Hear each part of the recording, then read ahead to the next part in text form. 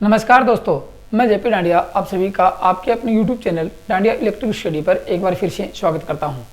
दोस्तों, आज के इस वीडियो में देखने वाले हैं कि डोमेस्टिक वायरिंग या इंडस्ट्रियल वायरिंग में जो केबल प्रयोग करते हैं, मतलब कि अपने देसी भाषा में कहें तो जो तार प्रयोग करते हैं, जो जिन तारों का यूज करते हैं, वो तार मान लो चाहे केबल मान लो, उसकी साइज का निर्धारण कैसे करते हैं, उसके साइज का चयन कैसे करते हैं, उसका साइज का सिलेक्शन कैसे करते हैं कि कितने mm की केबल या कौन सी साइज की केबल यहाँ प्रयोग करनी चाहिए।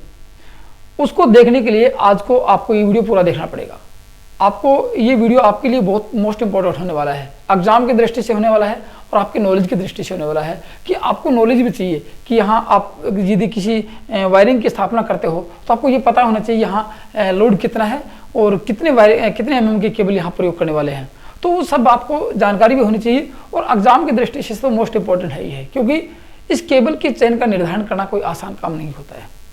केबल की साइज का चयन करना कोई आसान काम नहीं होता है। इसलिए आज की इस वीडियो में पूरी जानकारी प्राप्त करेंगे, इसलिए वीडियो को पूरा जरूर देखिए और नोट्स में अपडेट करते चाहिए, क्योंकि ये टॉपिक आपके लिए मोस्ट इंपॉर्टेंट होने वाला है। इसलिए वीडियो पर लास्ट एंड तक बने रहें। तो आज की इस वीडियो में क्या देखेंगे, वायरिंग के लिए क्या लिखेंगे, वायरिंग के लिए केबल मान लेते हैं या तार मान लेते हैं, केबल की साइज का चयन करना या निर्धारण करना एक ही बात है। यह आज का टॉपिक रहेगा। अब इसमें यह देखने वाले हैं कि केबल की जो साइज का निर्धारण करेंगे वो किसके आधार पर करेंगे। आधार जरूर पूछा जाता है आपसे लोगों ने। अब ये तो देखा नहीं जा सके कि कितने पॉइंट है, वहाँ पे पॉइंटों को नहीं देखा जाएगा, या फिर ये नहीं देखा जाएगा कि आप लोगों ने मतलब पॉइंट उसकी लंबाई नहीं देखी जाएगी कि लंबाई में है कितनी लंबाई के हैं। मतलब आपसे ये पूछा जा सकता है कि करंट रेटिंग के आधार पर या वायरिंग की स्थापना के आधार पर आप लोग उसको पूछो कि कहाँ फिटिंग करेंगे, जैसे बैटन वायरिंग कर रहे हो, केसिंग कैपिंग वायरिंग कर रहे हो, किस प्रकार की वायरिंग की स्थापना कर रहे हो। तो मैं आपको वो तथ्य लिखाने वाला हूँ कि केबल की साइज का चयन किन तथ्यों के आधार पर किया जाता है। तो यहाँ लिखने वाले हैं केबल की साइज का चयन के तथ्य। केबल की साइज के चयन करने के लिए क्या तथ्य रहेंगे, तथ्य रहेंगे। केबल की साइज के चयन के लिए तथ्य कौन कौन से तथ्य रहेंगे जिनके आधार पर आप वायरिंग इस केबल का चयन कर सकते हो। तो केबल के चयन करने वाले तथ्य, केबल को चयन या निर्धारण करने वाले तथ्य। अब 4-5 तथ्य लिखाऊंगा कि किन के आधार पर केबल का चयन करते हैं। अब आधार सबसे पहले दिखाता हूं आपको मैं, टाइप्स ऑफ वायरिंग। वायरिंग कौन सी कर रहे हो, किस प्रकार की वायरिंग कर रहे हो आप लोग, ये आपको देखना पड़ेगा। टाइप्स ऑफ वायरिंग, वायरिंग कौन सी कर रहे हो, बैटन वायरिंग कर रहे हो, कंड्यूट वायरिंग कर रहे हो, या पीवीसी केसिंग कपिंग या क्लिट वायरिंग, जो भी वायरिंग कर रहे हो। मैंने वैसे तो साथ साथ आपको लिखाते आया हूँ कि केबल VIR केबल प्रयोग करेंगे, TRS केबल करेंगे, मतलब कि CTS केबल प्रयोग करेंगे, सब को मैंने बताया है। लेकिन यहाँ पे आपको ये देखना है कि केबल की वायरिंग के प्रकार, टाइप्स ऑफ केबल, वायरिंग के प्रकार कर देता हूँ यहाँ पे।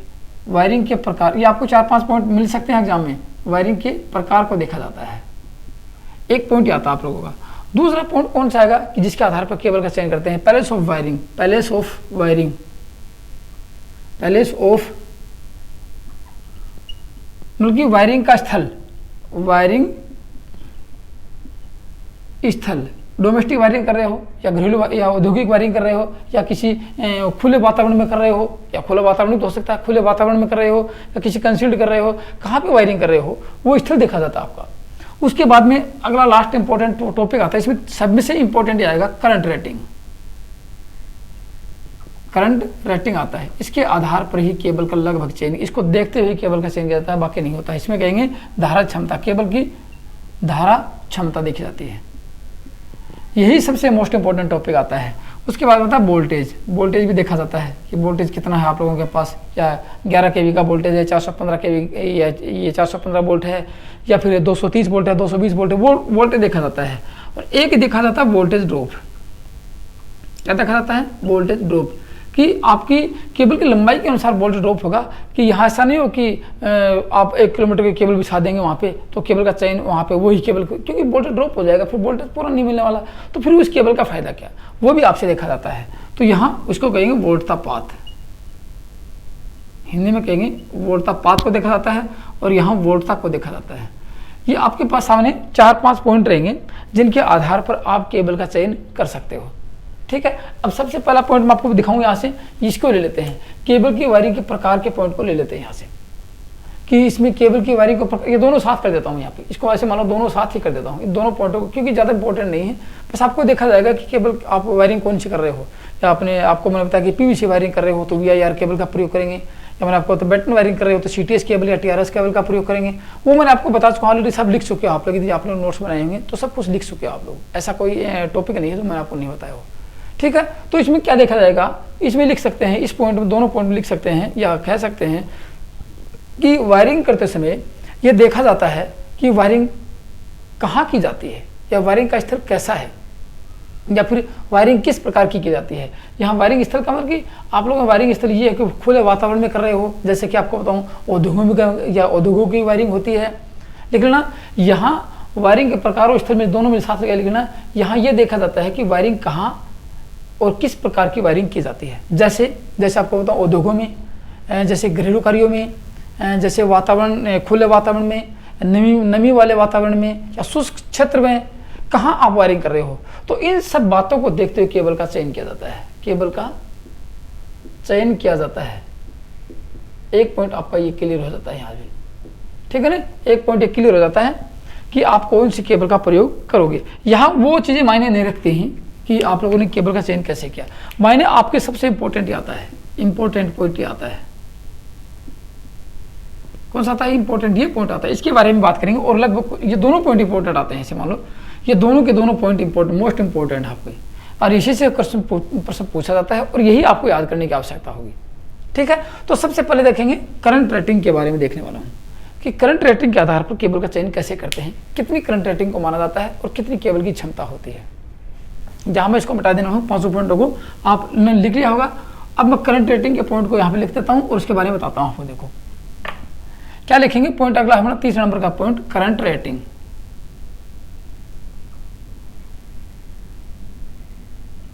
इसको कहेंगे धारा क्षमता। किसकी धारा क्षमता की बात कर रहे हैं, केबल की धारा क्षमता की बात कर रहा हूँ। इस पॉइंट को मद्देनजर रखते हुए अपन केबल का अधिकतर 90% केबल का चयन करते हैं, केबल का निर्धारण करते हैं। अब इसमें क्या होगा, देखो ये इसमें क्या देखना आवश्यक है। सबसे पहले आपको एक दो पॉइंट आपको समझना आवश्यक है कि केबल की साइज का चयन करते समय करंट रेटिंग को देखना अति आवश्यक है। करंट रेटिंग को देखना अति आवश्यक है। क्यों? क्योंकि करंट कितनी, यहाँ पर 5 एम्पीयर की केबल प्रयोग करेंगे, वहाँ लोड चलाकर 20 एम्पीयर का केबल जलेगी कि नहीं जलेगी, जलेगी केबल। तो ये देखना आवश्यक है कि आपके पास लोड कितना है। इसलिए सबसे पहले ये ध्यान देना आवश्यक है कि करंट सर्किट में कितनी धारा प्रवाहित हो सकती है। समझना मेरी बात को, सर्किट में कितनी धारा प्रवाहित हो सकती है ये देखना आप लोगों को अनिवार्य है। ठीक है ना, तो लिख सकते हैं कि इसमें सबसे पहला पॉइंट कि ये देखना आवश्यक है, ये देखना अति आवश्यक है, आवश्यक नहीं अति आवश्यक है कि परिपथ में अधिकतम कितनी धारा प्रवाहित हो सकती है, कितनी धारा प्रवाहित हो सकती है, ये देखना अनिवार्य है। अभी कैसे पता लगेगा अपने को, कैसे पता लगेगा उसकी बात करते हैं। देखो कैसे मान सकते हैं कि कितनी धारा चल सकती है। जैसे मैं आपको बताऊं, आप लोगों ने घर की वायरिंग की, आप समझ लें मेरी बात को, आप लोगों ने घर की वायरिंग की, आप लोगों ने 3 होल्डर लगा दिए, बल्कि 3 बल्ब लगेंगे, लगाए नहीं आप लोगों ने। फिर एक 5 इंच सॉकेट लगा दिया, वहाँ पे कोई भी लोड लगा सकते हैं वहाँ पे। चलो एक सीलिंग रोज लगा दिया, वहाँ पे मतलब कि ट्यूबलाइट लग सकती है, फैन लग सकता है। जितनी भी आप लोगों ने माना कि एक बोर्ड में 8 स्विच लगा दिए, तो 8 तो पॉइंट आपके पास हैं जो कि धारा को चलाएंगे। याद रखना, जो एक कमरे में माना कि आपने 8 स्विच लगाए हैं, 8 स्विच का मतलब ये है कि आप लोगों ने धारा प्रवाहित करने के लिए, लोड कंज्यूम करने के लिए, पावर की एनर्जी को खपत करने के लिए आपने 8 पॉइंट निर्धारित किए हैं। अब 8 पॉइंटों का चयन कैसे करेंगे। मान लीजिए कि आप लोगों ने 3 होल्डर लगा दिए, तो 3 फैन लग गए जो भी आपकी, या 5 होल्डर लगा दिया आपने, लाइटिंग की व्यवस्था छत पे लगा दी, दीवारों पर लगा दी, 5 लाइट लगा दी। इसका मतलब 5 तो लाइट की व्यवस्था होगी। अब लाइट की व्यवस्था आपको नहीं बताऊंगा कितनी होती है, एक तो याद रखना। उसके बाद एक फैन लगा दिया, या पावर लोड लगा दिया, एक पावर लोड लगा दिया, 2 सीलिंग रोज लगा दी, ट्यूबलाइट लग सकती है, वो लाइट आ गई। इस प्रकार आपने कुल मिला के माना कि एक कमरे में 8 पॉइंट लगाए। तो मेरे कहने का मतलब ये रहेगा कि 8 पॉइंट यदि आप ऑन करते हो, समझ रहे मेरी बात को। सर्किट के सभी स्विच ऑन करने पर सारे स्विच ऑन होंगे, लोड लगा नहीं लगा उसकी बात नहीं है। सर्किट के लोड तो इसलिए लगा कि आपने सब एक साथ ऑन भी तो कर सकते हैं, ये जरूरी नहीं है कि मैंने बेफालतू में लगाए हैं। लगाए इसका मतलब कि आपकी आवश्यकता अनुसार लगाए हैं, आप सभी स्विचों को एक साथ ऑन कर सकते हो। बाई चांस माना कि वहां पे लोड आ भी सकता है। तो परिपथ की कुल धारा कैसे देखेंगे? धारा को देखना अनिवार्य है केबल का चयन करने के लिए। तो कह सकते हैं सर्किट के सभी स्विच ऑन करने पर सभी लोड एक साथ कार्य करें, सभी लोड एक साथ कार्य करें तो वह परिपथ की अधिकतम धारा होगी। परिपथ की अधिकतम धारा होगी कि नहीं? माना कि एक सर्किट में और 20 स्विच लगा रखे हैं, एक सर्किट में 20 स्विच लगा दिए, 20 पर लोड लगा देंगे जितना लोड की आवश्यकता और 20 के ऊपर लोड के सभी स्विचों को एक साथ ऑन कर देंगे, तो वहां ये कह सकते हैं कि इस सर्किट की अधिकतम धारा यह है, इससे अधिक और नहीं जा सकती, क्योंकि जितना लोड था, जितने पॉइंट थे, वो हमें सब में अपन धारा प्रवाहित कर दी। लेकिन ऐसा नहीं होता है, मेरी बात गौर से सुनना। लेकिन ऐसा नहीं होता है कि सभी लोड एक साथ कनेक्ट हो और सभी स्विच एक साथ ऑन किए जाएं। कभी देखा आप लोगों ने दिन में? अभी कभी आप यदि किसी कमरे होंगे तो लाइट का स्विच ऑन नहीं करेंगे, फैन का कर सकते हैं, पावर लोड लगा सकते हैं, लाइट का स्विच ऑन नहीं करेंगे। कर भी देंगे तो सारे एक साथ नहीं होंगे, ठीक है ना? तो ऐसा नहीं होता कि सभी स्विच एक साथ ऑन हो और सभी टोटल लोड एक ही समय में मतलब संयोजित हो जाए, ऐसा नहीं होता है। तो कैसा होता है? यहाँ आपको कुछ निर्धारित पॉइंट दिया जाता है कि इतने पॉइंट आप मान लेते हो कि सर हमें तो ये नहीं पता कि हमें 3 बल्ब जले हैं या एक पंखा चला है, आपको एवरेज मानना पड़ेगा वहाँ पे। इसलिए कह सकते हैं ऐसा नहीं होता है, तो क्योंकि संपूर्ण लोड एक साथ कार्य नहीं कर सकता, इसलिए आपको एक एवरेज मानना पड़ेगा, आपको एक फैक्टर लेना पड़ेगा आपको, उसको कहते हैं डाइवर्सिटी फैक्टर। तो यहाँ केबल की चेन का निर्धारण करने के लिए करंट रेटिंग पर डाइवर्सिटी और फैक्टर का प्रयोग किया जाता है, ठीक है ना? तो डाइवर्सिटी फैक्टर का मान कितना होता है आपको बताऊंगा मैं। डाइवर्सिटी फैक्टर ये आपसे पूछा जाएगा, डाइवर्सिटी फैक्टर क्या होता है, ठीक है ना? विविधता गुणांक होता है, क्या होता है आपको बताऊंगा मैं। लेकिन उससे पहले देखना कि सारा लोड एक डाइवर्सिटी फैक्टर किसे कहेंगे कि संपूर्ण लोड एक साथ संयोजित नहीं होता है और संपूर्ण स्विच एक साथ ऑन नहीं होते हैं। तो वो इस दोनों के एक तो होता है कुल लोड, एक तो होता है कुल लोड और एक होता है संपूर्ण लोड एक साथ नहीं लगना, दोनों का अनुपात होता है, दोनों का अनुपात डाइवर्सिटी फैक्टर होता है। तो यहाँ किसको मानेंगे? यहाँ पर चयन करने के लिए डाइवर्सिटी फैक्टर को लिया जाएगा, डाइवर्सिटी फैक्टर लिया जाता है। डाइवर्सिटी फैक्टर होता क्या? इसका मान भी होता है, आपको निर्धारित मान होता है। किसको लेंगे? इसकी परिभाषा लिखो तो लिख लो कि किसी सर्किट में यदि सभी स्विच एक साथ ऑन किए जाएं और सभी सारा संपूर्ण लोड एक साथ लग जाए तो वह परिपथ की अधिकतम धारा होती है। लेकिन ऐसा नहीं होता है, सभी स्विच एक साथ ऑन नहीं हो सकते और सभी लोड एक साथ कनेक्ट नहीं हो सकता, इसलिए दोनों का अनुपात, एक तो पूर्ण धारा, एक अनुमानित धारा, दोनों का अनुपात क्या कहलाता है? डाइवर्सिटी फैक्टर कहलाता है। इसको बताऊंगा आगे आपको। इसके बारे में क्या लिख सकते हैं? लिख लो घरेलू वायरिंग में। इसके बारे में घरेलू वायरिंग की बात करूं, औद्योगिक वायरिंग की बात नहीं करूं। घरेलू वायरिंग में लाइट लोड की बात कर लेते हैं। घरेलू वायरिंग में लाइट लोड, घरेलू वायरिंग में लाइट लोड, पावर लोड की बात नहीं करेंगे। मैं आपको डाइवर्सिटी फैक्टर बताऊंगा। लाइट लिख लेना, लाइट लोड की स्थिति में सभी लाइट स्विच एक साथ ऑन नहीं किए जाते। लिख लेना, लोड की स्थिति में सभी लाइट स्विच एक साथ ऑन नहीं किया जा सकते। तो एवरेज में कितना मानेंगे? तो ये माना जाता है कि किसी भी समय 2/3 भाग, 2/3 भाग इसको कहेंगे 2/3 भाग, 2/3 क्या लिखेंगे? किसी भी समय 2/3 या 2/3 भाग को 2/3 भाग लाइट स्विच ऑन होते हैं, लाइट स्विच ऑन होते हैं। ये बस मान लिया जाता है, ये माना जाता है, होता नहीं है। माना जाता है कि कभी ज़्यादा भी हो सकता है, लेकिन एवरेज में कितना माना? 2/3 स्विच ही ऑन हो पाते हैं, पूरे एक साथ नहीं होंगे। इसका मतलब क्या हो गया? 2/3 का मतलब कि इसमें आप भाग देते हो तो 66% लगभग आता है। 66% लाइट ही आपके एक साथ ऑन हो पाती है, संपूर्ण एक साथ ऑन नहीं हो पाती है। याद रखना, 66% लाइट ही ऑन हो पाती है, क्योंकि 2/3 भाग होता है, 2/3 भाग होती है। तो यदि आप 2/3 भाग को 2% भाग को गुणा करते हैं 100 से, ऐसे 3/100, भाई ये आपका 2/3 भाग होता है, तो इसको 2 × 100/3, तो ये हो गया आपका 200। 200 को 3 से 6 × 18, फिर भी 6 की 6 × 18 66 पॉइंट के लगभग आता है।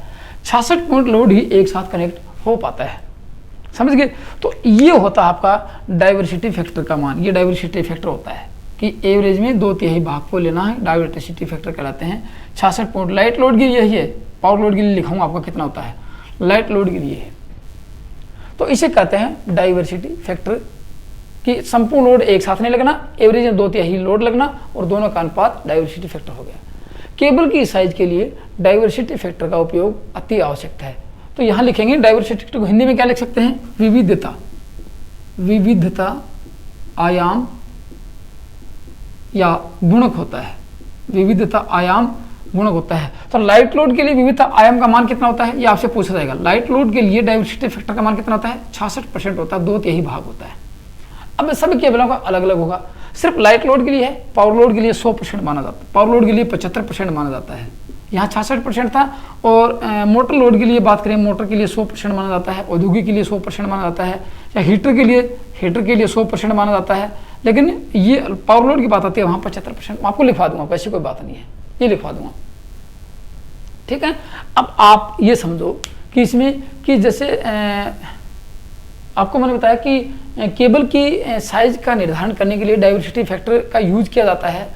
जैसे परिपथ में योजित भार है, परिपथ में जो भी भार है उसको डाइवर्सिटी फैक्टर से गुणा कर दिया जाए तो सामान्य कार्यकारी लोड आपको प्राप्त हो सकता है। सामान्य आपको लोड पूछना है कि सामान्य लोड कितना चल रहा है, जैसे कि मैं आपको दिखा देता हूँ, डाइवर्सिटी फैक्टर की परिभाषा लिख ली होगी। सामान्य कार्यकारी लोड की बात करें, यहाँ पूछा जाएगा सामान्य कार्यकारी लोड कितना चल रहा है, नॉर्मल रूप से लोड कितना चलता है, सामान्य कार्यकारी, ये भी पूछा जाएगा सामान्य कार्यकारी भार का मान कैसे ज्ञात करेंगे किसी घरेलू वायरिंग में। तो जो लोड लगा है, ये लिख लो, योजित लोड, योजित भार को गुणा विविधता गुणांक, विविधता गुणांक को डाइवर्सिटी फैक्टर से योजित भार को गुणा कर दो आप लोग, तो आपका क्या मिल जाएगा, सामान्य कार्यकारी लोड मिल जाएगा, जो भी आपको दिया जाएगा। मैं आपको बताता हूँ कि विविधता गुणांक का मान किस में कितना लेते हैं। जैसे आपको पहले मैंने बताया था कि लाइटिंग लोड के लिए कितना लेंगे, 2/3 भाग लेंगे। लाइटिंग लोड के लिए कितना लेंगे, 2/3 भाग, मतलब कि कहने का मतलब 66% लेंगे। यहाँ लिख लो 2-4 बातें कि डाइवर्सिटी फैक्टर का मान कितना होता है। यहाँ लिख लो लाइट लोड के लिए, लाइट लोड के लिए 66% होता है, और पावर लोड के लिए, पावर के लिए एवरेज में 75% आता है। और यदि आपके हीटर की बात करें, हीटर के लिए 100% आता है। और यदि मोटर की बात करें, मोटर के लिए भी 100% आता है, कोई मोटर के लिए। ये डाइवर्सिटी फैक्टर का मान है कि जब भी आप किसी की गणना करोगे, कार्यकारी लोड की गणना करोगे, तो इनसे गुणा कर देना। जैसे पूछा जाए आपका कि एक कमरे में 3 पावर स्विच लगा रखे हैं, 3 पावर स्विच लगा रखे हैं, एक पावर स्विच उस आपको पूरे दिन में कितना लोड आप ले सकते हो, तीनों तो एक साथ ऑन होने वाले नहीं है, तो कितना ले सकते हैं, तो उसको जो लोड है जैसे 1500 वाट का अधिकतम कितना होना चाहिए, एक सर्किट पे 3000 वाट का लोड होना चाहिए। आप लोगों ने लगाया 1500 थोड़ी देर बाद में लगा दिया, तो पूरे दिन में कितना एवरेज लोड चल सकता है, कार्यकारी लोड कितना चल सकता है, उसको 75% से मल्टीप्लाई कर देना, तो आपका कार्यकारी लोड निकल जाएगा वहाँ पे। तो लोड को निकालने की एक गुणक है, एक फॉर्मूला है, लेकिन करंट रेटिंग में इनको देखना आवश्यक है, करंट रेटिंग में इनको देखना आवश्यक है जब आप किसी का मान करोगे। अब आपको ये देखना जरूरी है कि जैसे 1 mm² की केबल है, 1 mm² की केबल है, 1.5 mm की स्क्वायर की केबल है, या 4 mm की स्क्वायर केबल है, वो कितनी धारा वहन करने वाली होती है, कितनी धारा वहन करने वाली होती है, उसकी बात कर लेते हैं। देखो यहाँ पे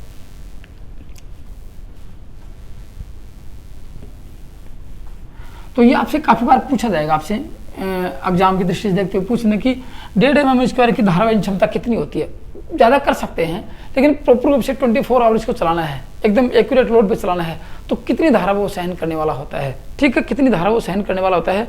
तो यहाँ आपको उस केबल की साइज लिख देता हूँ। यहाँ पे क्या लिखेंगे, केबल की लिख लो, केबल की धारा वहन क्षमता, केबल की धारा वहन क्षमता की बात करें, काफी बार आपसे पूछा जाएगा, और इस करंट रेटिंग में इसका मान आपको अनिवार्य रूप से आना चाहिए। तो यह लिखिए केबल की साइज, केबल की साइज और धारा करंट रेटिंग, करंट रेटिंग होती है इसकी कितनी होती है, ये आपको लिख लो। जैसे आपको समझ में बताऊँ 1.5 mm² की बात करते हैं, ये केबल ले लिया आप लोगों ने, 1.5 mm² ली, ये 10 एम्पीयर रेटिंग होती है इसकी, 10 एम्पीयर धारा तक बिल्कुल एक्यूरेट चलने वाला है। उसके बाद में आप इसका इंसुलेशन कमजोर हो जाएगा, गर्म हो जाएगा, मतलब कि 10 एम्पीयर तक इसकी रेटिंग होती है। फिर 2.5 mm² की बात कर लेते हैं कि 2.5 mm, जैसे अपन बोलते हैं 2.5 mm² की केबल लगा दो, वो कितनी एम्पीयर करंट लेगी, 15 एम्पीयर करंट लेने वाली है, ठीक है। और इसके बाद में 4 mm आता है, 4 mm² की केबल कितने एम्पीयर करंट लेने वाली है, 4 mm की बात करें तो 10 से 15 20 एम्पीयर करंट लेने वाली है, ये 20 एम्पीयर करंट ले लेगी 4 mm की स्क्वायर की केबल। अब कहते हैं कि 4 से बात नहीं बने, यदि आपको कहोगे 6 mm की ले लेते हैं, चलो 6 mm की ले लेते हैं। 6 mm की केबल कितना, 6 mm² की केबल कितनी करंट वहन करने वाली होती है, 20 के बाद तो 27 एम्पीयर आती है, 27 एम्पीयर केबल मतलब 27 एम्पीयर सहन कर लेगी। उसके बाद में टेबल बहुत लंबी चौड़ी है, आपको तो 10 से 20 बहुत ज़्यादा है, मतलब आपको भाई 6-7 के नाम लिखवा देता हूँ, इतने आपके एग्जाम में पूछे जा सकते हैं। 6 के बाद 10 mm की केबल आती है, 10 mm की केबल कितनी धारा सहन करने वाली होती है, 27 के बाद में देखा जाए तो 34 एम्पीयर आती है, ये 34 एम्पीयर सहन करने वाली होती है। उसके बाद 16 एम्पीयर की केबल आती है, 16 mm की केबल, 16 mm की केबल की बात की जाए तो ये कितनी धारा सहन करने वाली होती है 16 mm की, तो यहाँ इसके बारे में लिख सकते हैं ये 43 एम्पीयर सहन करने वाली होती है। ये बस ये मान होते हैं, ये एक स्टैंडर्ड मान है, भारतीय विद्युत नियमों के अनुसार स्टैंडर्ड मान है, ठीक है नहीं। अब 16 तक की बात करें सर, एक आधी और बता दो, चलो मैं 50 तक बता देता हूँ, 50 से ऊपर नहीं बताएंगे, 50 तक कर देता हूँ यहाँ पे। 16 के बाद में आता आपके पास आता 25 mm की केबल आती है, 25 mm² की केबल की बात करें तो कितनी धारा सहन करेगी, 43 के बाद में आता है 59 एम्पीयर धारा सहन करने वाली होती है, ठीक है। और 25 के बाद में कितनी आएगी, 1, 2.5, 4, 6, 10, 16, 25 के बाद में आती है 35 mm² की केबल की यदि बात की जाए तो वो कितनी करेगी, ये 59 वो 69 एम्पीयर धारा सहन करने वाली होती है, 69 एम्पीयर। चलो एक लास्ट में लिख देता हूँ 50 mm² की केबल की बात की जाए तो वो कितनी करेगी, वो आपके सामने करने वाली है 91 एम्पीयर, 91 एम्पीयर धारा। ये मैं यहाँ तक लिखा, बाकी नहीं लिखवाएंगे। अब इतनी आपसे पूछा जाएगा तो 6 mm तक पूछ सकते हैं आपको, लेकिन मैंने आपको ज़्यादा लिखवा दिया, कोई बात नहीं, आप समझ लेना इसके। इतनी आपको ये रेटिंग है कि इतनी mm की केबल इतने धारा सहन करने वाली होती है, तो आपको ये ध्यान रखना जरूरी है। लेकिन यहाँ एक और भी देखा जाएगा, एक फैक्टर मैंने आपको बताया कि वोल्टेज ड्रॉप पूछा जाता है, ये तो आपकी थी करंट रेटिंग के हिसाब से केबल का चयन। ये क्या था, ये करंट रेटिंग के हिसाब से केबल का चयन था कि करंट रेटिंग के हिसाब से केबल का चयन कैसे करेंगे। आपसे पूछा जाए 27 एम्पीयर करंट आपको चलाना है, आपके सर्किट में 27 एम्पीयर करंट चलना है, तो कितनी mm की केबल प्रयोग करेंगे, 27 के लिए 6 mm की केबल प्रयोग कर लेंगे। लेकिन एक वोल्टेज भी पूछा जाता है। अगला पॉइंट कौन सा था अपना, अगला पॉइंट नंबर 4 था आपका, या ध्यान होगा आपने लिखा है मैंने, वोल्टेज। अब वोल्टेज क्या एक फैक्टर आता है, वोल्टेज का मतलब क्या होता है। देखो मैंने पावर सिस्टम पढ़ा था, आपको ध्यान होगा कि वोल्टेज को देखते हुए केबल का चयन किया जाता है कि हाई वोल्टेज की केबल लेनी है या लो वोल्टेज की केबल लेनी है, या फिर लो वोल्टेज तक केबल का नाम क्या रहेगा, कितने वोल्टेज तक केबल का नाम होता है। तो आपको आपने देखा होगा ना कि LT लिखा था मैंने आपको, या फिर LV लिख सकते हैं इसको। LV केबल का वोल्टेज कितना था, 1100 वोल्ट था। ध्यान होगा आप लोगों को, यदि आपने नोट्स बनाए होंगे देखा होगा, मैंने पावर सिस्टम पढ़ाया, मैंने केबल का निर्धारण की केबल कितने ग्रेड की केबल। यहाँ ऐसे मान लो कि वोल्टेज से, इस वोल्टेज से क्या निर्धारित करने हैं, यहाँ वोल्टेज से केबल की ग्रेड का निर्धारण किया जाता है। इस वोल्टेज से लिखा देता हूँ, केबल की ग्रेड का निर्धारण किया जाता है कि ये केबल कौन से ग्रेड की है। बस ग्रेड का निर्धारण किया जाता है कि ये केबल कौन से ग्रेड की है, वोल्टेज का आधार पर होता है। अब मैंने LT केबल है, तो LT केबल का क्या मतलब समझो कि कितने वोल्ट तक प्रयोग करेंगे, ये तो है, तो LT केबल 1100 वोल्ट तक प्रयोग करेंगे। फिर आपसे पूछा जाए कि एक HT केबल है, ये मैं आपको लिखवा चुका हूँ, HT मान लो, या हाई वोल्टेज केबल मान लो, HT हाई टेंशन केबल मान लो, ये कहाँ तक प्रयोग कर सकते हैं, ये मैंने बताया था आपको 11 kV तक प्रयोग कर सकते हैं। ध्यान होगा आप लोगों को, यदि आप लोगों ने नोट्स बनाए होंगे। फिर मैंने एक बताया था सुपर वोल्टेज या सुपर टेंशन केबल बताई थी, मैंने ST केबल बताई थी। ध्यान होगा आप लोगों को, मैंने आपको बताया इस तरह इसको कहाँ तक प्रयोग कर सकते हैं, ये 33 kV तक प्रयोग करते हैं। तो ये वोल्टेज है, ये वोल्टेज किसका नहीं, ये केबल की ग्रेड है, ये कौन सी ग्रेड की केबल आप ले रहे हो। जैसे कि EHV केबल आती है, HP के बाद में EHV केबल आती है। EHV केबल का जो ग्रेड है वो कहाँ तक है, 33 kV से 66 kV का, आपको ध्यान होगा मैंने लिखवाया होगा। 33 केवी से 66 केवी तक का लिखा है आपको लोग कि ये केबल, ये वोल्टेज क्या है, ये केबल की ग्रेड का निर्धारण करते हैं। और एक और आता है इसके नीचे ESV, SV आता है, जैसे extra super high tension cable आती है, इस extra super high tension ESHT cable आती है, वो 132 केवी से ऊपर आती है। ये भी आपको मैं बता चुका हूँ, लिखवा चुका हूँ। तो ये वोल्टेज क्या है, ये केबल की ग्रेड का निर्धारण करता है कि किस प्रकार की केबल का प्रयोग करने हैं। आप लोग घरेलू वायरिंग की बात कर रहे हैं ना, तो घरेलू वायरिंग की जितने भी केबल आप आएंगे देख लेना, आप लिखा होगा जैसे 1 mm की केबल का आप लेके आना, रोल लेके आना, उस पर लिखा है 1100 वोल्ट। इसका मतलब क्या समझते हो आप, ये लो वोल्टेज के लिए है, इसको लो वोल्टेज में प्रयोग कर सकते हैं, 1100 वोल्ट से अधिक नहीं कर सकते। तो किसी भी केबल को देखोगे वहाँ पर घरेलू वायरिंग की जो भी केबल लेके आएंगे वहाँ आपको 1100 वोल्ट लिखा मिलेगा। इसका मतलब ये लो वोल्टेज की केबल है, अपना भी लो वोल्टेज की ही बात कर रहे हैं। तो वोल्टेज का निर्धारण केबल की ग्रेड से, वोल्टेज क्या करता है, केबल की ग्रेड का निर्धारण करता है। अब वोल्टेज ड्रॉप की बात कर लेता हूँ, याद रखना वोल्टेज ड्रॉप क्या देखेंगे, वोल्टेज ड्रॉप की बात कर लेता हूँ मैं। अगला पॉइंट था अपना वोल्टेज ड्रॉप।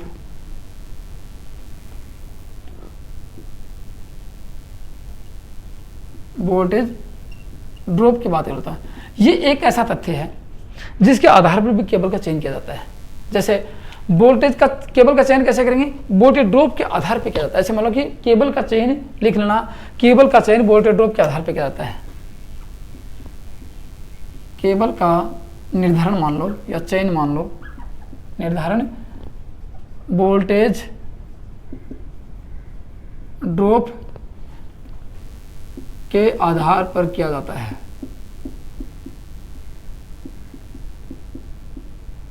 ये आता है। अब कितना मानते हैं, कितना मानते हैं, जैसे 50 जो भी केबल जितनी मोटी होगी, समझना मेरी बात को, केबल जितनी मोटी होगी इसमें वोल्टेज ड्रॉप उतना ही कम होगा कि रेजिस्टेंस कम हो जाएगा। वोल्टेज ड्रॉप का मान कैसे निकालते हैं, V बराबर होता है I × R। तो वोल्टेज ड्रॉप में धारा भी देखी जाती है, रेजिस्टेंस भी देखा जाता है। अब आपको पता है जितनी मोटी केबल, जैसे 6 mm की स्क्वायर की केबल है, कितनी मोटी केबल हो जाएगी, उसमें क्या वोल्टेज ड्रॉप 1 mm के बराबर होगा, नहीं। जितनी मोटी केबल होती जाएगी वोल्टेज ड्रॉप उतना ही कम होता जाएगा, उतनी धारा वहन क्षमता उसकी, और वही केबल अधिक करंट के लिए सहन, मतलब उसका प्रयोग कर सकते हैं। तो ये फैक्टर भी देखा जाता है कि वोल्टेज ड्रॉप कितना होता है, वोल्टेज ड्रॉप की हिदायत कितनी दी जाती है। तो ये आपको बता देता हूँ कि वोल्टेज ड्रॉप कितना होना चाहिए, एग्जाम में काफ़ी बार पूछा गया है। जैसे आपको बताऊँ, अपने घरेलू वायरिंग किया आप लोगों ने, समझना मेरी बात को गौर से सुनना। उपभोक्ता की सप्लाई, जैसे अपने मीटर के बाद में सप्लाई आई और सप्लाई, उस सप्लाई के केबल को ले लिया अंदर से, तो पूरे घर में आपने वायरिंग करने शुरू कर दी। तो वहाँ से सप्लाई मीटर से शुरू हुई, वहाँ से लेके लास्ट एंड तक जो कोना आपका एक लास्ट पॉइंट, किसी भी पॉइंट से मान लो, जैसे नियरेस्ट पॉइंट है या लास्ट पॉइंट है, माना कि 4 कमरों की आप लोगों ने वायरिंग की और मीटर से केबल लिया, वो तार लेते आगे और लास्ट कोने पर पहुँच गई। उस लास्ट कोने से लेकर मीटर तक का जितना एरिया कवर होता है, वहाँ तक का कितने वोल्टेज ड्रॉप होने चाहिए केबल में, स्टैंडर्ड मान होता है। इतने से ज़्यादा है तो वो केबल प्रयोग मत करो, दूसरी केबल का प्रयोग कर लो। वहाँ पे उस केबल का चयन का निर्धारण नहीं किया जाता, वहाँ पे वो केबल प्रयोग नहीं करनी चाहिए। तो कितना वोल्टेज ड्रॉप होता है, उसको कहते हैं 3% वोल्टेज ड्रॉप से अधिक नहीं होना चाहिए। तो यहाँ क्या लिख सकते हैं कि उपभोक्ता की सप्लाई शुरू, लिख लेना वोल्टेज ड्रॉप का मान, स्टैंडर्ड मान कितना होता है, ये लिख लो यहाँ पे, यहाँ एक पॉइंट लगा लो कि उपभोक्ता की सप्लाई शुरू होने वाले पॉइंट से, सप्लाई शुरू होने वाले पॉइंट या बिंदु से, पॉइंट से, कहाँ से, जैसे मीटर से सप्लाई शुरू होती है वहाँ से लेकर उपभोक्ता परिसर के अंदर, उपभोक्ता के जो अंदर का बिल्डिंग है, लिख लो उपभोक्ता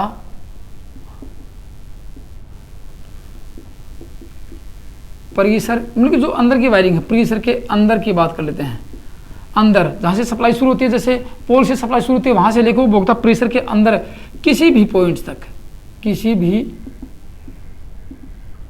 पॉइंट तक की बात करें, किसी भी पॉइंट तक वोल्टेज ड्रॉप का मान, वी ड्रॉप लिखना, वी ड्रॉप का मान 3% से अधिक नहीं होना चाहिए, 3% से अधिक नहीं होना चाहिए। ये हिदायत आपसे काफ़ी बार पूछा जाएगा कि घरेलू वायरिंग में लो वोल्टेज के लिए बात करते हैं। घरेलू, क्योंकि आप कितने वोल्टेज की बात करेंगे, घरेलू वायरिंग में लो वोल्टेज होता है, हाई वोल्टेज की बताऊंगा आप लोगों को मैं। घरेलू वायरिंग में, घरेलू परिसर में कितने वोल्टेज ड्रॉप से अधिक नहीं होना चाहिए, 3% से अधिक। 3% से अधिक वोल्टेज ड्रॉप जिस केबल में होता है, उस केबल का चयन अपने घर में नहीं करना चाहिए, उस केबल का चयन अपने घर में नहीं करना चाहिए। समझ गए। जैसे कि अपने वोल्टेज आएगा 220, उसका 3% वोल्टेज निकाल देते हैं, लास्ट कोने पे वोल्टेज नापते हैं, मीटर के पास वोल्टेज नापा 220, लास्ट कोने में वोल्टेज नापा, उसका 3% से 5% कम हो गया, अरे वोल्टेज बहुत कम हो गया, उस केबल को निकाल के फेंक दो वहाँ से, उस दूसरी केबल लगा लो वहाँ से। इससे अधिक नहीं होना चाहिए, ये आपका एक हिदायत दी जाती है वोल्टेज ड्रॉप की। फिर एक चीज़ और आती है कि जो सप्लाई वोल्टेज अपने पास आते हैं, ये मैं आपको लिखवा चुका हूँ पहले, सप्लाई वोल्टेज आते हैं तो कितने आने चाहिए अपने पास, कितने वोल्टेज आने चाहिए, मतलब ये कह सकते हैं कि वहाँ वोल्टेज ड्रॉप कितना होना चाहिए, वहाँ वोल्टेज ड्रॉप कितना होना चाहिए, अधिक कितना आना चाहिए और कम कितना आना चाहिए। समझ गए बात, कितना आना चाहिए। तो जो फिक्स मान आता है, जैसे 230 वोल्टेज अपने पास आते हैं, 220 वोल्टेज आते हैं, जो भी आते हैं, ठीक है ना, तो मैं आपको लिखवा देता हूँ यहाँ पे कि उपभोक्ता की सप्लाई का वोल्टेज कितना होना चाहिए, उपभोक्ता सप्लाई का वोल्टेज, उपभोक्ता सप्लाई वोल्टेज कितना होना चाहिए, सप्लाई वोल्टेज, ये भी स्टैंडर्ड मान है, याद रखना, मैं आपको बताता हूँ, स्टैंडर्ड परीक्षा में दोनों पूछे जाएंगे।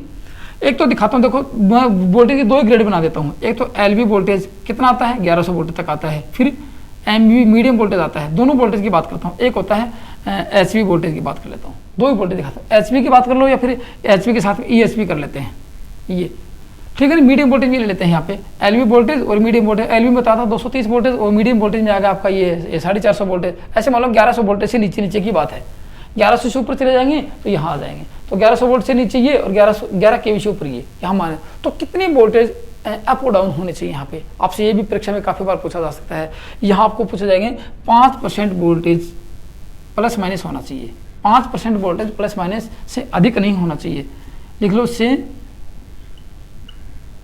अधिक नहीं, ये मैंने भारतीय विद्युत नियम लिखाए थे, वहाँ आपको लिखा दिए थे। और एचपी वोल्टेज की बात करें तो 12% वोल्टेज से अप डाउन नहीं होना चाहिए, से अधिक नहीं होना चाहिए, अधिक नहीं होना, बदलाव नहीं होना चाहिए यहाँ पे, ठीक है ना। जैसे कि माना कि 500 वोल्टेज आएगी, 500 वोल्टेज का 5% निकाल सकते हैं अपने यहाँ पे, तो 25 वोल्टेज आएगा, 525 सहन कर सकते हैं, 500 वोल्टेज से 5% कम कर सकते हैं, 475 वोल्टेज ले सकते हैं वहाँ पे, लेकिन उससे अधिक उतार चढ़ाव है तो वो वोल्टेज कम में नहीं होना चाहिए, तो वहाँ उसकी कंप्लेंट लिखवा देनी चाहिए कि हमें वोल्टेज बिल्कुल डाउन मिल रहा है। कितने तक मिल सकता है, 5% उतार चढ़ाव मिल सकता है अपने को। और घर में कितने वोल्टेज ड्रॉप होने चाहिए, 3% से अधिक नहीं होना चाहिए, ये आपके एक वायरिंग के नियम की व्यवस्था है। चलो मैं सारा एक साथ खेल दिखा दूँ आप लोगों को, जैसे एक छोटे से डायग्राम के आधार पर आपको, जैसे एक छोटा डायग्राम दिखाता हूँ आप लोगों को मैं, एक छोटे से डायग्राम से आप समझ जाओगे, आपको अच्छी तरह समझ में आ जाएगा कि कितना कितना वोल्टेज ड्रॉप होता है। जैसे माना कि यहाँ उत्पादन केंद्र है, ये समझना मेरी बात को गौर से, ये आपका क्या है, जनरेशन है, यहाँ सप्लाई उत्पन्न हो रही है, वोल्टेज बन रहा है यहाँ पे। चलो यहाँ से मैंने निकाल दिया वोल्टेज, 11 केवी का उत्पादन हुआ और 33 केवी में कन्वर्ट किया इसको, और मैंने 33 केवी बड़ी ज़्यादा 33 केवी तक की बात कर लेते हैं, माना कि 33 केवी की सप्लाई यहाँ से निकाल दी और एक 33 केवी यहाँ पहुँचा दिया आप लोगों ने, ठीक है ना। 33 केवी यहाँ पहुँचा दिया आप लोगों ने। अब 33 केवी यहाँ तक, इसमें क्या है 33 केवी, मान लेंगे यहाँ पे क्या है 33 केवी आ चुकी है, लाइन 33 केवी की है। मैं वोल्टेज का आपको ड्रॉप दिखाता हूँ, कितना कितने वोल्टेज ड्रॉप होना चाहिए, आपको एक डायग्राम समझ में आ जाएगा। माना कि यहाँ एक 33 केवी का कनेक्शन दे दिया, यहाँ एक 33 केवी का कनेक्शन ही दे दिया कि एक इंडस्ट्रीज में या किसी औद्योगिक क्षेत्र में दे दिया आप लोगों ने। कितने का कनेक्शन दे दिया, 33 केवी का। एक उपभोक्ता की डिमांड थी कि हमें 33 केवी का कनेक्शन दे दिया जाए, चलो एक को दे दिया 11 केवी का कनेक्शन, माने यहाँ 11 केवी का कनेक्शन दे दिया आप लोगों ने। कनेक्शन ये क्या है, ये 11 केवी का संयोजन दे दिया आप लोगों ने, 2 संयोजन दे दिए। चलो एक कनेक्शन आपका आता है जैसे 415 वोल्ट आता है, या उसको डाउन कर लेते हैं, जैसे गाँव में कनेक्शन आता है, एक गाँव की कनेक्शन की बात कर लेता हूँ मैं। यहाँ एक गाँव का कनेक्शन दे दिया आप लोग, ये ट्रांसमीटर लगाया यहाँ पे, ट्रांसफार्मर, ये ट्रांसफार्मर लगाया और ये ट्रांसफार्मर लगा के सप्लाई दे दी यहाँ पे। अब सप्लाई यहाँ से डाउन कर दें, चलो नीचे मैं सप्लाई यहाँ नीचे कर देता हूँ, तो एक कनेक्शन ये दे दिया यहाँ पे। किसका कनेक्शन दिया, चलो यहाँ मैंने वोल्टेज पहुँचा दिया, माना कि 220 वोल्टेज और 415 वोल्टेज यहाँ पे पहुँचा चुका हूँ। कितना आएगा, 415 वोल्ट आ सकता है और 230 वोल्ट आ सकता है, यहाँ पहुँचा दिया मैंने। आपको वोल्टेज सब साथ साथ से लिखा रहा हूँ आप लोगों को, ये तो व्यवस्था हो सकती है। तो ये लाइन कौन सी होगी, माना कि 415 केवी की है और 230 वोल्ट ये आके आपका, और ये आपकी 11 केवी की लाइन है, और ये आपकी 33 केवी की लाइन है, और ये आपकी यहाँ से 33 केवी की निकल गई है। यहाँ पे 33 केवी को 415 वोल्ट में बदल लिया आप लोगों ने, जो भी सिस्टम लगाया आप लोगों ने। मान लीजिए कि यहाँ से 11 केवी निकाल दी और यहाँ से 11 केवी निकाल देते हैं, यहाँ 11 केवी, और इसको आप लोगों ने डाउन कर लिया, यहाँ पर पहुँचा दिया। अब वोल्टेज ड्रॉप की व्यवस्था दिखाता हूँ आपको यहाँ पे। यहाँ ESV की बात, ये कौन सा है, देखो 11 केवी HV में आता है, यहाँ EHV की बात कर लेते हैं। ये कौन सी में आ गया, EHV में आ गया। तो यहाँ लिख देता हूँ EHV। यहाँ कितना होना चाहिए, 12% से या 12.5% मान लेते हैं, या कभी कभार 12.5% भी आ सकता है। 12.5% वोल्टेज उतार चढ़ाव हो सकता है।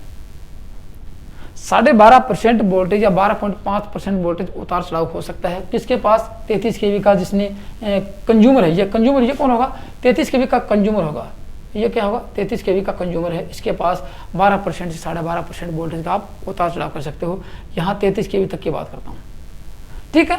अब आप यहाँ पहुंचोगे, मैंने आपको बताया EHV से EHV की बात करें, यहाँ कितना होगा, यहाँ भी 12.5% वोल्टेज उतार चढ़ाव हो सकता है। 12.5 से 12.5 अधिकतम आता है, मैंने आपको 12 ही लिखवाया था, ठीक है। अब यहाँ बात करता हूँ, देखो यहाँ ये पहुँच के यहाँ से नहीं, यहाँ से ये पहुँच गया। अब माना कि इसमें 2-3 कनेक्शन दे दिए, एक तो चलो फैक्ट्री को कनेक्शन दे दिया, ये फैक्ट्री को दे दिया, ये किसका संयोजन किया, फैक्ट्री का संयोजन दिया है। और ये लाइट की बात करते हैं, लाइट का संयोजन दे दिया यहाँ से, ये लाइट का दे दिया, चलो कोई बात नहीं है। और माने कि 2-3 पॉइंट पावर के निकाल दिए, माने ये हीटर का पॉइंट निकाल दिया, यहाँ पावर के पॉइंट निकाल दिए। तो यहाँ कितना वोल्टेज ड्रॉप होना चाहिए, यहाँ मैंने आपको बताया था कि फैक्ट्री के लिए बात करें तो, क्योंकि फैक्ट्री में जाकर पावर लोड के लिए 5% वोल्टेज ड्रॉप से अधिक नहीं होना चाहिए, ये 3% से अधिक नहीं होना चाहिए, ये 3% से अधिक नहीं होना चाहिए। ये व्यवस्था होती है। ये कहाँ पे, ये कौन आता है, LV वोल्टेज वाले हैं या मीडियम वोल्टेज वाले हैं, ये दोनों के दोनों इस क्षेत्र में आते हैं, बाकी सारे EHV के हैं, HV के हैं। ये एक व्यवस्था होती है वोल्टेज ड्रॉप की। आपसे ये भी परीक्षा में काफी बार पूछा जा चुका है और पूछने की संभावना हरदम बनी रहती है केबल की चेन के लिए, ठीक है। अब देखो वो तो थे करंट रेटिंग की बात। अब आपको दिखाता हूं कि वोल्टेज रेटिंग, वोल्टेज ड्रॉप की गणना कैसे कर सकते हैं। ये वोल्टेज ड्रॉप मैंने लिखा दिया सबका। अब लिखेंगे वोल्टेज ड्रॉप की गणना का फॉर्मूला, वोल्टेज ड्रॉप की गणना करनी है अपने को, कैसे कर सकते हैं गणना, ये देखना अनिवार्य है। अब आपको इतना पता है कि वोल्टेज का सूत्र क्या होता है, V बराबर IR होता है, समझना मेरी बात का, V बराबर IR होता है। लेकिन यहाँ आपके पास वोल्टेज दो मिल सकते हैं, एक तो मिल सकता है सिंगल फेज वोल्टेज, याद रखना, और एक मिल सकता है 3 फेज वोल्टेज, एक मिल सकता है 3 फेज वोल्टेज। यहाँ दोनों के लिए फॉर्मूला देखो, IR तो होना ही है, IR तो फॉर्मूला है वोल्टेज ड्रॉप का। ये V ड्रॉप निकाल रहे हैं, V ड्रॉप मान लेते हैं यहाँ पे, V ड्रॉप, और यहाँ का वोल्टेज ड्रॉप, इसकी गणना कर रहे हैं। तो IR तो दोनों में ही लगना है, लेकिन 3 फेज के लिए क्या लिखेंगे और 2 फेज के लिए क्या लिखेंगे। 2 फेज के लिए 2 लगा देंगे और यहाँ √3 लगा देंगे, बस इतना ही अंतर होता है। इसलिए आपसे काफी बार पूछा जाएगा कि सिंगल फेज वोल्टेज की ड्रॉप निकालने के लिए कैसे, कौन सा फॉर्मूला रहेगा, और 3 फेज के लिए वोल्टेज ड्रॉप के लिए कौन सा फॉर्मूला रहेगा। ये √3 IR और 2 IR दोनों के दोनों फॉर्मूले अलग होते हैं। कभी कभार आपसे चेंज होकर मिल सकता है, कैसे मिल सकता है आपको दिखाता हूँ। इस √3 का मान 1.732 होता है, तो यहाँ IR लिख के दे सकते हैं, ये भी पूछा जा सकता है यहाँ पे। तो आप चक्कर में पड़ जाएंगे, सर आपने √3 लिखा था, यहाँ पे 1.732 आ गया तो क्या करेंगे, नहीं ये इसका मान है, यहाँ मान लिख के IR कर देते हैं, ये होता है। चलो फिर एक हो गया, सर आपने तो ये डायरेक्ट बता दिया, तो केबल की चेन में वोल्टेज ड्रॉप का निर्धारण कैसे करेंगे। केबल की चेन के लिए वोल्टेज ड्रॉप का फॉर्मूला क्या रहेगा, उसकी बात कर लेता हूँ यहाँ पे आपको मैं। चलो वो फॉर्मूला पे आपको लिखा देता हूँ। केबल में धारा का मान कितना रहेगा, वोल्टेज ड्रॉप कितना रहेगा, कितना माना जाता है, ठीक है ना। तो ऐसे मान लो कि केबल के साइज के अनुसार एक वोल्टेज माना जाता है, एक वोल्टेज ड्रॉप माना जाता है। अब एक वोल्टेज ड्रॉप कितने मीटर तक माना जाता है, वो एक निर्धारित साइज है। जैसे 150 mm की 1.5 mm की केबल है, 2.3 आता, 2.1 आता है, ठीक है ना। जैसे आपसे पूछा जाए कि 1.5 mm की स्क्वायर की केबल है, तो एक वोल्टेज ड्रॉप कितने मीटर तक होगा, 2.3 मीटर तक की केबल में एक वोल्टेज ड्रॉप होगा। फिर 2.5 mm की बात की जाए कि इधर से पूछा जाए कि 2.5 mm स्क्वायर की केबल है, एक वोल्टेज ड्रॉप कहाँ तक होगा, उसमें 2.5 मीटर तक एक वोल्टेज ड्रॉप हो जाएगा। ये सबकी अलग अलग होती है, ये भी आपको लिखवा दूंगा मैं साथ में कि कितने mm की केबल में कितने मीटर तक एक वोल्टेज ड्रॉप हो सकता है, आपको लिखूंगा। लेकिन उससे पहले ये देखेंगे कि वोल्टेज ड्रॉप का फॉर्मूला और क्या होता है। केबल को देखते हुए, केबल की साइज को देखते हुए वोल्टेज ड्रॉप का फॉर्मूला क्या होता है, आपसे काफी बार पूछा जा सकता है। तो यहाँ लिख लो V ड्रॉप, फॉर्मूला किसका लिखेंगे, वोल्टेज ड्रॉप का फॉर्मूला, V ड्रॉप का फॉर्मूला लिख सकते हैं। यहाँ केबल को देखते लिखेंगे तो सबसे पहले क्या लिखेंगे, केबल की लंबाई, क्या लिखेंगे, केबल की कुल लंबाई, कितनी दूरी, कितनी मीटर की केबल आप लोगे, केबल की कुल लंबाई लिख देते हैं यहाँ पे, कितने मीटर की केबल आप प्रयोग कर रहे हो, ठीक है ना, इनटू एक्चुअल धारा क्या चलने वाली है, एक्चुअल धारा जो लोड के अनुसार, ठीक है ना। तो लिखेंगे वास्तविक धारा, लिख लो वास्तविक धारा, लोड की वास्तविक धारा, ऐसे कर लो। लोड की क्या लिखेंगे, भार की वास्तविक धारा क्या है, भार की वास्तविक धारा। अब माना कि 1.5 mm की स्क्वायर केबल है, जैसे 10 एम्पीयर सहन करने वाली है, समझ रहे मेरे बात को, और धारा वहां 5 एम्पीयर चल रही है, तो केबल की साइज में वोल्टेज ड्रॉप करने के लिए देखेंगे कि धारा वास्तव में चल कितनी रही है। फिर अब लिखाऊंगा आपको को कि इसकी रेटिंग क्या थी। अब लिखेंगे वी ड्रॉप, एक वोल्टेज ड्रॉप पर मीटर, कितने मीटर में एक वोल्टेज ड्रॉप होता है उसको यहाँ लिखेंगे पर मीटर, किसकी, ऑफ केबल, या केबल की बात करता हूँ, एक प्रति मीटर केबल की बात करता हूँ, इनटू, अब वो लिखना है कि केबल की रेटेड धारा क्या थी, या लिखेंगे केबल की निर्धारित धारा, केबल की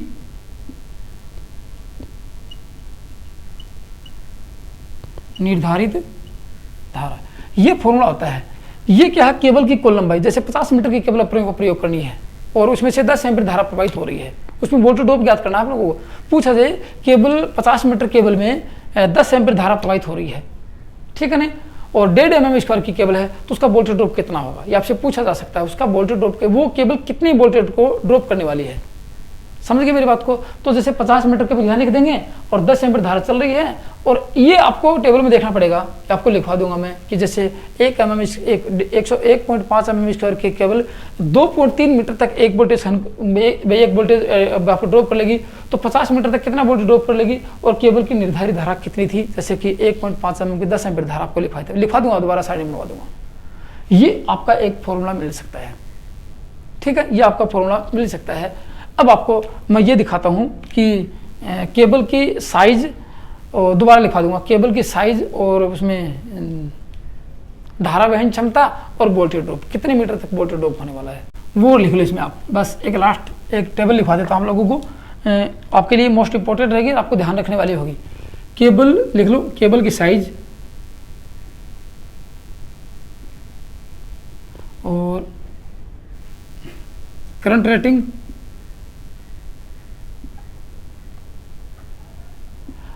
और 1 वोल्ट लिखना, 1 वी ड्रॉप